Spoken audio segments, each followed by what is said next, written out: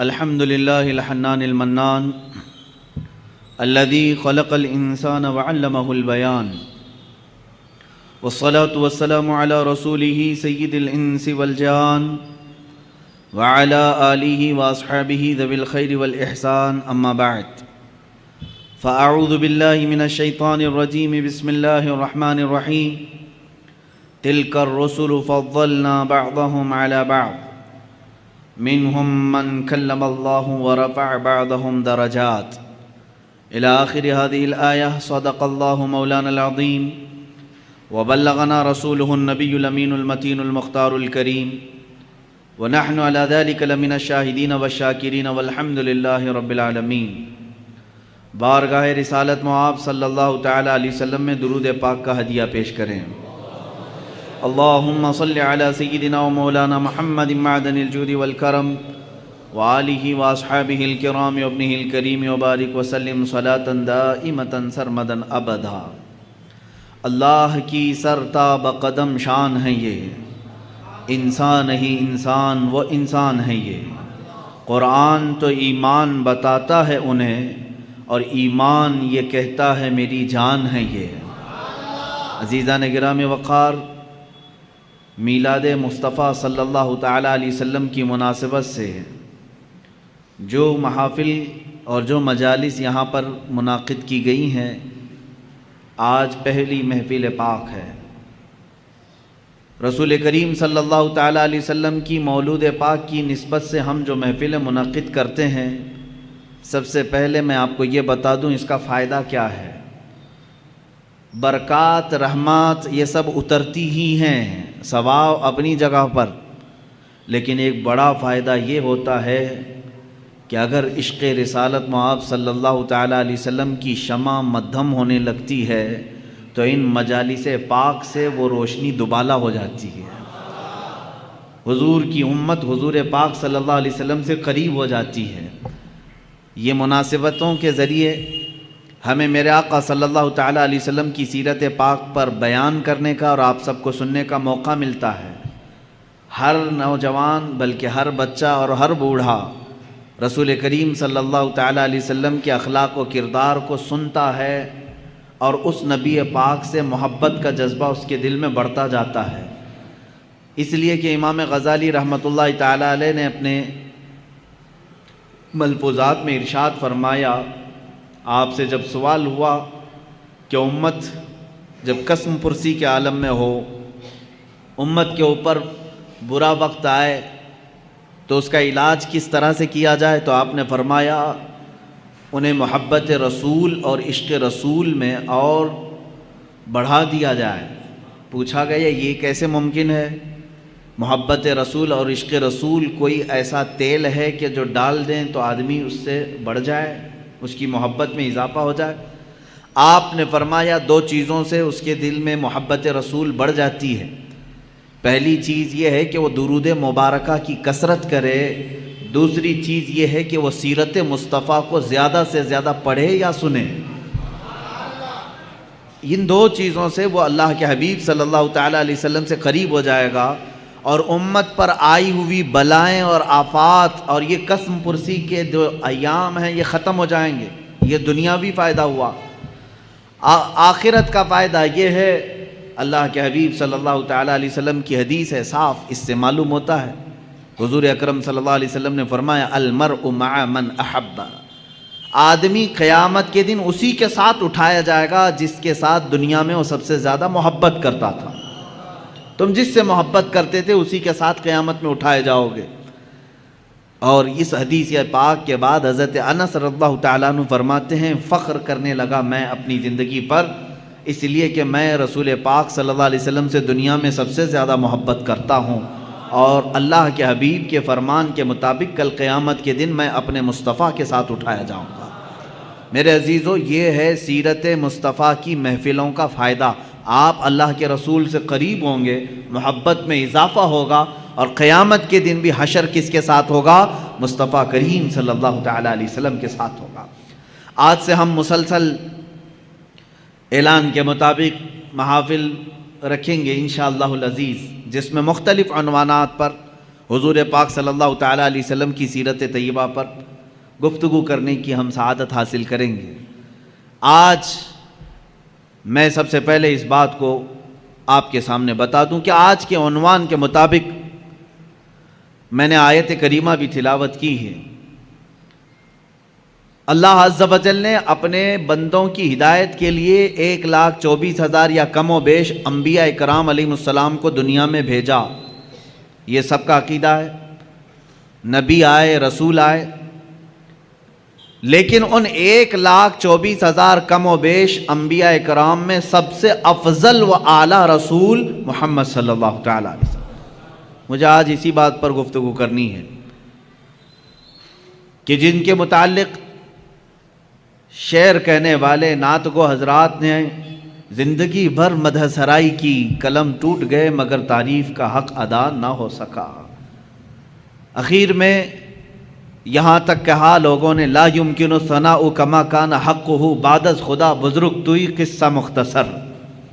فارسی میں یوں کہا کہ آپ کی کما حقہ، جیسے آپ کی شان ہے ویسے تعریف تو کوئی کر ہی نہیں سکتا۔ حاصل کلام گفتگو کا یہ ہے خدا کے بعد اگر کوئی مرتبہ ہے تو اے پیارے حبیب وہ آپ کا مرتبہ ہے۔ اسی کی ترجمانی اعلیٰ حضرت فاضل بریلوی رضی اللہ تعالیٰ عنہ نے فرمائی۔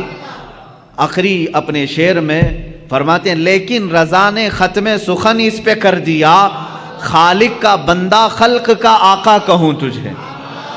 ایک مقام ہے خالق کا بندہ خلق کا آقا کہوں تجھے، ایک ہے رب تبارک و تعالیٰ کی ذات، اور اللہ کو چھوڑنے کے بعد پھر تمام مخلوق کی ذات۔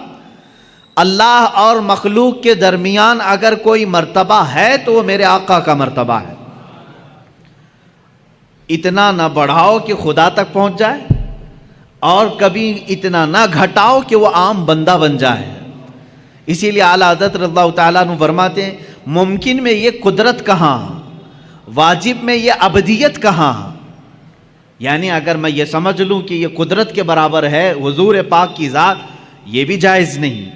میں حضور صلی اللہ تعالیٰ علیہ وسلم کو خدا نہیں کہہ سکتا، میرا عقیدہ نہیں ہے۔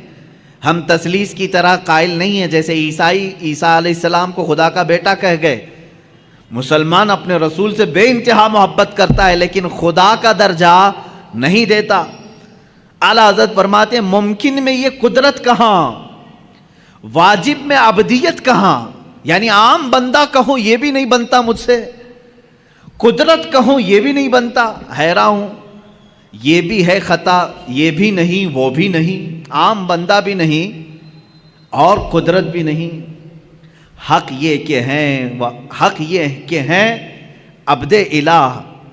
اعلیٰ حضرت رضی اللہ تعالیٰ عنہ نے اس کے جواب میں ارشاد فرمایا یعنی یہ قدرت بھی نہیں ہے اور ایک عام عبد بھی نہیں ہے، اب ہے کیا؟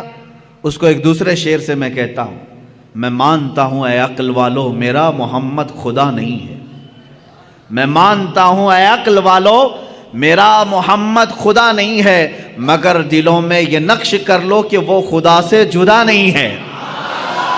یہ ہے مقام مصطفیٰ صلی اللہ تعالیٰ علیہ وسلم۔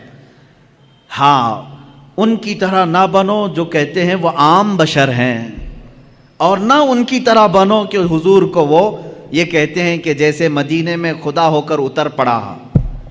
ہم نہ غلو کرنے والوں میں سے ہیں اور نہ گستاخی کر کے نیچا دکھانے والوں میں سے ہے۔ ہمارا عقیدہ اہل سنت کا یہ ہے اللہ رب العزت کی ساری مخلوق میں اگر سب سے افضل کوئی انسان ہے وہ محمد رسول اللہ صلی اللہ علیہ وسلم۔ افضلیت مصطفیٰ صلی اللہ تعالیٰ علیہ وسلم پر ایک نہیں دو نہیں بے شمار دلیلیں موجود ہیں، قرآن کی بھی حدیث کی بھی۔ قرآن کہتا ہے تلک الرسل فضلنا بعضهم علی بعض، یہ وہ رسول ہیں جن میں سے ہم نے بعض کو بعض پر فضیلت دی ہے۔ رسولوں میں بعض کو بعض پر فضیلت دی گئی ہے یا نہیں ہے؟ اللہ تعالیٰ نے چند نبیوں کا ذکر اس میں فرما دیا، جیسے اللہ تعالیٰ فرماتا ہے موسیٰ علیہ السلام سے اللہ نے بات فرمایا، ان کو کلام کرنے کا معجزہ دیا۔ وَكَلَّمَ اللَّهُ مُوسَىٰ تَكْلِيمًا، اللہ نے موسیٰ سے کلام کیا۔ عیسیٰ علیہ السلام کے متعلق فرمایا وہ روح القدس کے ذریعے سے ان کی مدد کی۔ عیسیٰ علیہ السلام کو اللہ تعالیٰ نے بعض نبیوں پر مقام بلند فرمایا۔ ابراہیم علیہ السلام کے متعلق قرآن کہتا ہے واتخذ اللہ ابراہیم خلیلا، اللہ نے ابراہیم کو خلیل بنایا۔ خلیل کس کو کہتے ہیں؟ دوست کو۔ خلیل کس کو کہتے ہیں؟ دوست کو کہتے ہیں۔ اسی طرح بعض انبیاء کرام علیہ السلام کے متعلق قرآن میں آیا ہے، اور ہم جب انبیاء کے نام لیتے ہیں تو دیکھیں میں آپ کو گناتا ہوں۔ سیدنا آدم صفی اللہ کہتے ہیں، اللہ کے وہ صفی ہیں۔ سیدنا نوح نجی اللہ کہتے ہیں، اللہ کے وہ نجی ہیں۔ حضرت ابراہیم علیہ السلام کے نام کے ساتھ سیدنا ابراہیم خلیل اللہ، سیدنا اسماعیل ذبیح اللہ، سیدنا موسیٰ کلیم اللہ، سیدنا داؤد خلیفۃ اللہ، سیدنا عیسیٰ روح اللہ۔ اللہ کے یہ کچھ نہ کچھ ہیں، کوئی اللہ کا صفی ہے، کوئی اللہ کا نجی ہے، کوئی اللہ کا خلیل ہے، کوئی اللہ کا ذبیح ہے، کوئی اللہ کا صدیق ہے، کوئی اللہ کا خلیل ہے، کوئی اللہ کا روح ہے۔ لیکن جب میرے آقا صلی اللہ تعالیٰ علیہ وسلم کے لیے اللہ نے فرمایا تو کیا فرمایا؟ محمد صلی اللہ تعالیٰ علیہ وسلم حبیب اللہ۔ یہ کیا ہے؟ اللہ کے حبیب۔ ایک ورڈ ایسا ہے حبیب کا جو کسی دوسرے نبی کے لیے نہیں آیا۔ حبیب کسے کہتے ہیں؟ خلیل دوست ہو گیا، صفی چنا ہوا، نجی شرافت میں ہے، اور دیگر انبیاء کی جو صفات ہیں وہ اپنی جگہ پر ہے۔ حبیب کہتے ہیں محبت کا وہ درجہ جس کو اعلیٰ حضرت رحمۃ اللہ تعالیٰ علیہ نے اپنے شعر میں یوں فرمایا، میں تو مالک ہی کہوں گا کہ ہو مالک کے حبیب۔ میں تو مالک ہی کہوں گا آپ کو یا رسول اللہ، میں تو آپ کو مالک ہی کہوں گا کہ ہو آپ مالک کے حبیب، کیونکہ جو حبیب ہوتا ہے اور جو محب ہوتا ہے دونوں کے درمیان کیا معاملہ ہوتا ہے؟ مثال کے طور پر میں اگر کسی سے محبت کر رہا ہوں تو محبت کا تقاضا یہ ہے کہ یہ میرا موبائل ہے، یہ میرا ہے، لیکن جب میرا حبیب سامنے ہوگا تب میں یہ نہیں کہوں گا یہ میرا ہے۔ یہاں میرا تیرا نہیں ہوتا، جو میرا ہے وہ اس کا ہے، جو اس کا ہے وہ میرا ہے۔ حبیب میں یہ نسبت ہوتی ہے، خلیل میں نہیں، صدیق میں نہیں، حبیب میں یہ نسبت ہوتی ہے، جو میرا ہے وہ میرے حبیب کا ہے، اور جو حبیب کا ہے وہ میرا ہے۔ اب اعلیٰ حضرت کا شعر پڑھو تو سمجھ میں بھی آئے اور مزہ بھی آئے۔ فرماتے ہیں میں تو مالک ہی کہوں گا یا رسول اللہ کہ ہو آپ مالک کے حبیب، یعنی محبوب و محب میں نہیں میرا تیرا، محبوب و محب میں نہیں میرا تیرا، اس میں میرا تیرا نہیں ہوتا۔ تو جہاں حبیب کی بات آتی ہے وہاں میرا اور تیرا نہیں ہوتا۔ عزیزان گرامی وقار، حضور پاک صلی اللہ تعالیٰ علیہ وسلم کی افضلیت اس سے ہے کہ آپ کو صرف مخلوق میں یعنی عام انسانوں میں افضل اللہ نے نہیں بنایا، بلکہ انبیاء کرام علیہ السلام میں بھی افضل بنایا۔ اتنا ہی نہیں بلکہ رسول اعظام اور فرشتگان جو اللہ کے مقرب فرشتے ہیں ان سے بھی افضل بنایا۔ حضور صلی اللہ تعالیٰ علیہ وسلم کو ان سے بھی افضل بنایا۔ یہ باقی رہے مخلوقات، جنات ہوں، حیوانات ہوں، یہ تمام چیزیں اپنی جگہ پر، لیکن اللہ کے جو مقرب فرشتے ہیں، جو حاملان عرش ہیں، اللہ کے عرش کو اٹھائے ہوئے ہیں، جو نبیوں تک پیغام لانے والے ہیں، جو پورے کائنات کے لیے آسمان سے بارشیں برسانے اور پانی پہنچانے کا نظام سنبھالتے، ان تمام ملائکہ سے اللہ تعالیٰ نے اپنے نبی کو مکرم بنایا، معظم پیدا فرمایا، افضل بنایا ہے۔ اس کی کئی دلیلیں اور کئی مثالیں میں آپ کو بتا دوں۔ حضور پاک صلی اللہ تعالیٰ علیہ وسلم کی افضلیت دیکھیں، اعلیٰ حضرت رحمۃ اللہ تعالیٰ علیہ کے اشعار یہاں پر ہمیں بار بار یاد آتے ہیں۔ وہ جہنم میں گیا جو ان سے مستغنی ہوا۔ مستغنی کہتے ہیں جو یہ کہے نہیں مجھے رسول کی کوئی ضرورت نہیں، مستغنی کہتے ہیں اس کو، کہتے ہیں جو یہ کہے بے نیاز ہوں میں۔ وہ جہنم میں گیا جو ان سے مستغنی ہوا، ہے خلیل اللہ کو حاجت رسول اللہ کی۔ انبیاء کرام علیہ السلام کو رسول اللہ کی حاجت رہی ہے۔ کیسے؟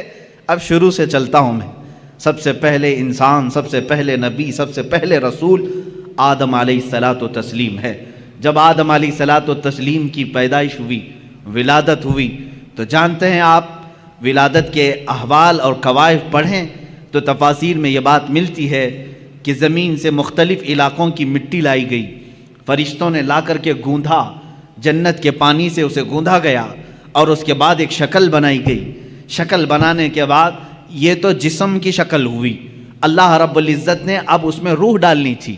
روح کیا چیز ہے؟ قرآن میں اللہ تعالیٰ نے فرمایا روح جو ہے یہ اللہ کا نور ہے, اللہ کا امر ہے. یسألونک عن الروح قل الروح من امر ربی. اللہ نے فرمایا کہ روح جو ہے اللہ کا حکم ہے یا اللہ کا نور ہے. نور جب یہ جسم میں ڈالنا ہوا, کس میں؟ آدم علیہ السلام کے جسم پاک میں, جس کو فرشتوں نے گوندھا تھا مٹی سے اور پانی سے, اور اس کو آگ سے تپا کر کے گرم کیا گیا تھا. 4 عناصر اس کے اندر رکھے گئے تھے. اب آدم علیہ السلام کے روح ڈالنی تھی جسم کے اندر, تو بزرگان دین نے لکھا ہے کہ روح کو ڈالا گیا, روح باہر آ گئی, کیونکہ روح نور ہے اور جسم مٹی سے بنا ہوا اندھیرا ہے. اندھیرا اور نور ایک جگہ جمع نہیں ہوتے. نور آیا تو اندھیرا نہیں ہوگا, اور اندھیرا ہے تو اس کا مطلب نور نہیں ہے. روح کا اور جسم کا ملاپ کیسے ہو؟ روح باہر آئی, پھر ڈالا گیا, وہ باہر آئی. روح کہنے لگی کہ مولا اس میں گھبراہٹ ہے, اندھیرا ہے, روح کو اس میں قرار پانا ہے. بزرگان دین ائمہ تفاسیر نے لکھا ہے کہ اللہ تعالیٰ نے روح کو اس کے اندر قرار رکھنے کے لیے آدم علیہ السلام کی پیشانی میں نور محمدی کو رکھا, مصطفیٰ کریم صلی اللہ تعالیٰ علیہ وسلم کے نور پاک کو رکھا, اور پھر روح کو ڈالا گیا. آدم علیہ السلام کے جسم پاک میں روح آئی, آپ کو پہلی مرتبہ ایک چھینک آئی اور آپ نے الحمدللہ کہا. یہاں سے ہے انسان کے سانس لینے کی ابتدا. میرے عزیزو, کائنات پہ سب سے پہلا انسان جو روح والا بنا اور سانس لینے کے قابل بنا, تو میں یہ کہتا ہوں کہ وہ نور محمدی کے صدقے میں سانس لیا. سانس لیا ہے کس کی بدولت؟ نور محمدی کے بدولت. مصطفیٰ کریم صلی اللہ تعالیٰ علیہ وسلم کا نور پاک آدم علیہ السلام کی پیشانی میں رکھا گیا. اب یہ نور جو ہے منتقل ہوتے ہوئے میرے آقا صلی اللہ علیہ وسلم کے والد ماجد تک آیا ہے. انشاءاللہ العزیز جب موقع آئے میلاد پاک کا, میں اس نور کے منتقل ہونے کی کیفیت کو بھی عرض کروں گا. آدم علیہ الصلوۃ والتسلیم کی بیداری کس کی بدولت؟ نور محمدی کی بدولت. جب آپ بیدار ہوئے, اتنا ہی نہیں, جلوہ محمدی کو کہاں کہاں دیکھو, جہاں دیکھا وہاں پایا. آدم علیہ السلام جب بیدار ہوئے, فرشتوں کو حکم ہوا کہ انہیں سجدہ کرو. فرشتے سجدہ کیے, ابلیس انکار کیا, مردود ہوا, اور اس کے بعد آدم علیہ الصلوۃ والتسلیم کو جنت میں ٹھہرایا گیا. آدم علیہ السلام جنت کے ہر دروازے کو دیکھتے, ہر دیوار کو دیکھتے. فرماتے ہیں ہر دروازے پر, ہر دیوار پر لکھا ہوا تھا لا الہ الا اللہ احمد رسول اللہ. آسمانوں میں میرے نبی کا نام کیا ہے؟ احمد ہے. زمینوں میں میرے آقا کا نام محمد ہے. عزیزان گرامی, آدم علیہ السلام نے جگہ جگہ پر کیا نام دیکھا؟ حضور پاک صلی اللہ علیہ وسلم کا نام رب ذوالجلال کے نام کے ساتھ. آپ سنیے, یہ خیال آپ کے دل میں تھا, سوال بھی کیا آپ نے مولا سے, اے رب ذوالجلال تیرے نام کے ساتھ یہ ایک دوسرا نام کس کا ہے؟ اللہ رب العزت نے فرمایا وہ میرے حبیب کا نام ہے. وہ کہاں رہتا ہے؟ اللہ نے فرمایا وہ تو تیری ہی نسل میں بآخری زمانے میں پیدا ہوگا. یہ بات آئی گئی. آدم علیہ الصلوۃ والتسلیم کو اللہ تعالیٰ نے جنت میں ٹھہرانے کے بعد حکم فرمایا تھا, آپ کے جسم پاک سے حوا کو پیدا کیا گیا, اور اس کے بعد حکم ہوا کہ تم دونوں جنت میں ٹھہری رہو. لیکن ایک درخت تھا جنت میں جس کے قریب جانے سے اللہ نے منع فرمایا تھا, لا تقربا هذه الشجرہ, اس درخت کے قریب مت جانا. اللہ بہتر جانتا ہے وہ کیا حکمت تھی. اس درخت کے متعلق بڑے الگ الگ اقوال ہیں, وہ کون سا درخت تھا, کس پھل کا درخت تھا, لیکن بس اتنا تھا کہ اللہ نے وہاں جانے سے منع کیا تھا. ابلیس جو کہ شیطان ہو چکا تھا, اللہ نے اسے راندہ بارگاہ کر چکا تھا اور مردود بنا دیا تھا. ابلیس کا کام یہ تھا کہ وہ چیلنج کر دیا تھا اپنے رب تعالیٰ سے کہ میں اب آدم اور اس کی پوری اولاد کو گمراہ کرتا رہوں گا. اللہ تعالیٰ نے فرمایا کہ تجھے قیامت تک کا موقع ہے، جتنے لوگوں کو گمراہ کر سکتا ہے کر۔ ابلیس وہیں سے ابتدا کرتا ہے، آدم علیہ السلام سے ہی وسوسے ڈالنا شروع کیا۔ فوسوس لہما الشیطان، قرآن میں ہے ان دونوں کو وسوسہ ڈالا شیطان نے۔ کس کو؟ آدم علیہ السلام اور حضرت حوا کو، ہماری ماں کو اور ہمارے باپ کو وسوسہ ڈالا، یہ کہہ کر کے کہ تمہیں معلوم ہے اس درخت کے قریب جانے سے کیوں منع کیا ہے تمہیں اللہ نے؟ انہوں نے پوچھا کیوں؟ کہا اگر تم یہ درخت کا پھل کھا لو گے الا ان تکونا ملکین او تکونا من الخالدین، اس نے کہا کہ اگر تم یہ پھل کھا لو گے تو یا تو بڑے معزز فرشتے بن جاؤ گے یا تو ہمیشہ جنت میں ہی رہو گے، اور جو نہیں کھاتا وہ جنت سے نکل جائے گا۔ ان کو ایسا لگا کہ جنت چھوڑنا نہیں چاہیے، تو ہو سکتا ہے انبیاء کرام علیہ السلام کی بات ہے، میں بڑے ادب سے یہاں کہوں گا، آدم علیہ السلام اور حضرت بی بی حوا کے درمیان بات چیت ہوئی، آخر کار وہ پھل کھا لیے، قریب بھی گئے، پھل کھا بھی لیے، اور اللہ رب العزت کا عتاب ہوا۔ اللہ نے فرمایا اب اترو، تم زمین پر جاؤ۔ زمین پر اتار دیا گیا، دونوں کو الگ الگ اتارا گیا۔ حضرت آدم علیہ السلام کو اللہ تعالیٰ نے سرندیب پہاڑ پر اتارا، بی بی حوا کو جدہ میں عرب کے علاقے میں اتارا، دونوں الگ الگ زندگی گزارتے رہے، لیکن آدم علیہ الصلاۃ والتسلیم کو اس پھل کے کھانے پر افسوس رہا، روتے رہے، توبہ کرتے رہے، بار الہ تو نے منع کیا تھا، میں کھا لیا، تو مجھے معاف کر۔ آدم علیہ السلام سب سے زیادہ رونے والوں میں شمار ہوتے ہیں، اتنا روئے تھے کہ تقریباً 300 سال کا عرصہ گزر گیا تھا۔ آدم علیہ الصلاۃ والتسلیم نے بے انتہا آہو بکا کی اللہ کی بارگاہ میں۔ اب مجھے جو بات عرض کرنی ہے یہ پورے واقعے میں وہ اب حاصل کلام یہ ہے، آدم علیہ الصلاۃ والتسلیم 300 سال روتے رہے، جنت میں رہے، جنت سے اترے، زمین پر آئے، 300 سال رہے، روتے رہے، اللہ کی طرف سے کوئی پیغام نہیں، توبہ قبول ہوئی نہیں ہوئی اس کے متعلق کوئی اشارہ نہیں۔ 300 سال کے بعد خود اللہ قرآن میں فرماتا ہے ہم نے آدم کے دل میں ایک بات ڈال دی۔ وہ بات کیا تھی؟ فَتَلَقَّى آدَمُ مِن رَبِّهِ كَلِمَاتٍ، اللہ نے اپنے آدم علیہ السلام نے اپنے رب سے کچھ کلمات سیکھ لیے۔ وہ کلمات کیا تھے؟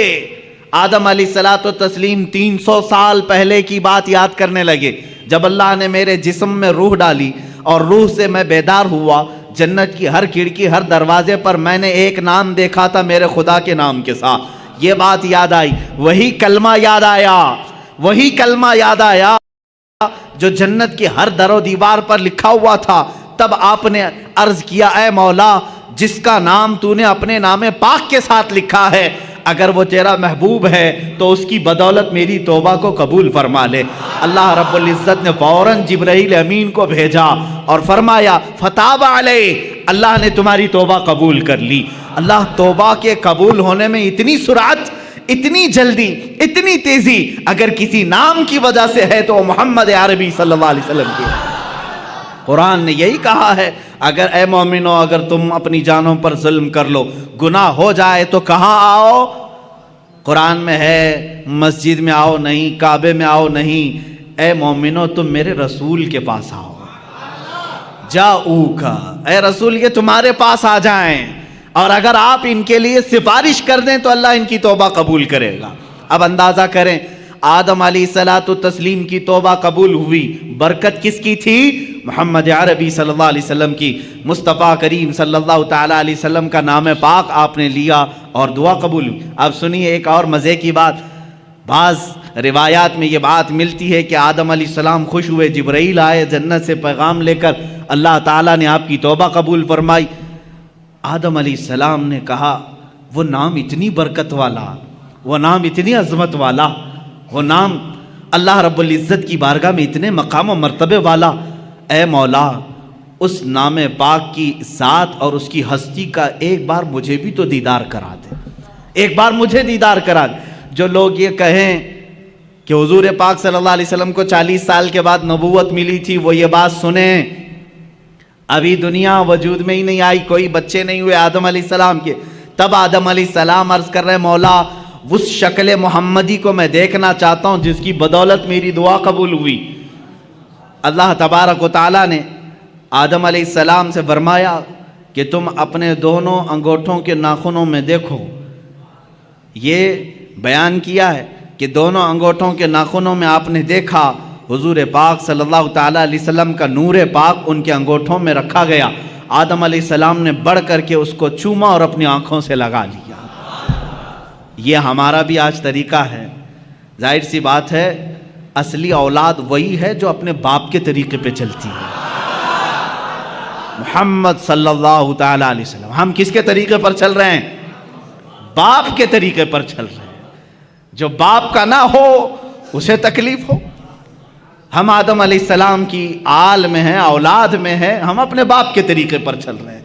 عزیزان گرامی وقار، مجھے یہاں پر افضلیت مصطفیٰ عرض کرنی ہے.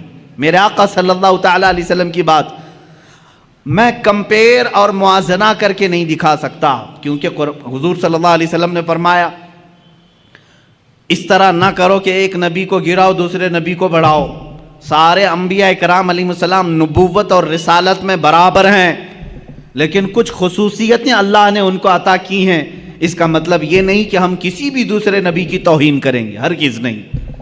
ہر نبی کا اپنا مقام ہے، ہر نبی کا اپنا ایک مقام و مرتبہ ہے، لیکن میرے مصطفیٰ صلی اللہ علیہ وسلم کی شان پاک الگ ہے. اعلیٰ حضرت فاضل بریلوی رحمۃ اللہ تعالیٰ علیہ نے فرمایا ہے خدا کی رضا چاہتے ہیں دو عالم. ساری دنیا کس کی رضا چاہتی ہے؟ آپ کیا کہتے ہو، کیا چاہتے ہو؟ اللہ ہم سے راضی ہو جائے. کون نہیں کہتا؟ انبیاء کہہ رہے ہیں اللہ راضی ہو جائے، اولیاء کہہ رہے ہیں اللہ راضی ہو جائے، جنات کہہ رہے ہیں اللہ راضی ہو جائے، فرشتے کہہ رہے ہیں اللہ راضی ہو جائے، حتیٰ کہ نباتات حیوانات سارے یہ کہتے ہیں اللہ راضی ہو جائے. خدا کی رضا چاہتے ہیں دو عالم، خدا چاہتا ہے رضائے محمد.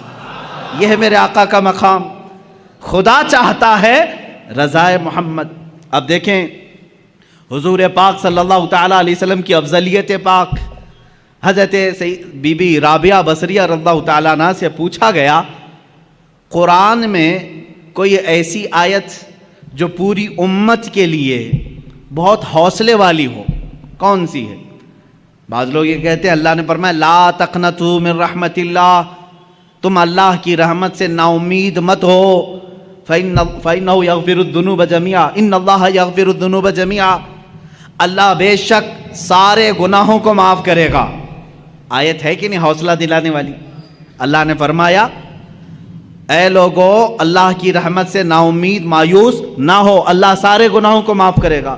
بعض لوگ یہی کہتے ہیں یہ آیت ہے حوصلہ دلانے والی، بہت حوصلہ ہے.